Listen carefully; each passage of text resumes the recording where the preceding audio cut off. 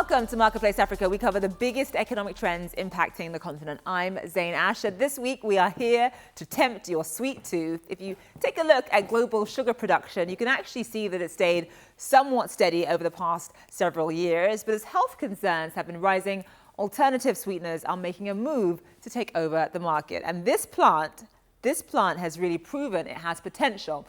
A report released this year by Energia's market research says that the global stevia market is likely to generate a demand of $940.4 million by 2025. And this demand could be a sweet deal for one African country in particular.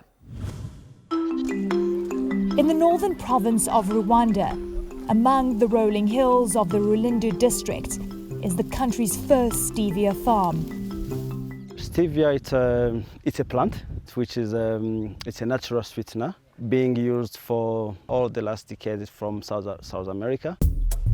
Bruce Lambona is an agronomist by trade, and farming is in his blood.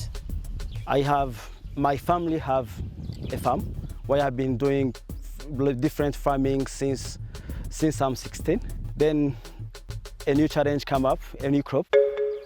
Bruce planted Stevia Life Sweetener's first seedling himself in 2012. It's a story which started in 2008 actually, when the Rwanda Development Board was looking for potential investors to come and invest in the country. And at the same time, Rwanda was trying to diversify its exports. So he started with a new crop, which was Stevia. We spent almost like 4 years to try out different varieties to come up with the one which worked. While Stevia Life Sweetener's investment comes from shareholders in the UK and Canada, the operation is run locally by Bruce and his team, 80% of whom are women. Every single hectare you plant here, you're hiring 5 people who will stay on that plantation up to 5 to 7 years. The stevia plants take 45 days to grow in the nursery and 90 in the field. Here, they harvest 1.5 tons of stevia plants every 90 days, which is then exported to China.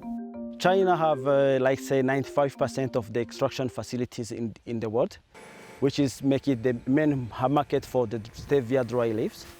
Currently, we are working with one buyer called Pure based in China and Malaysia.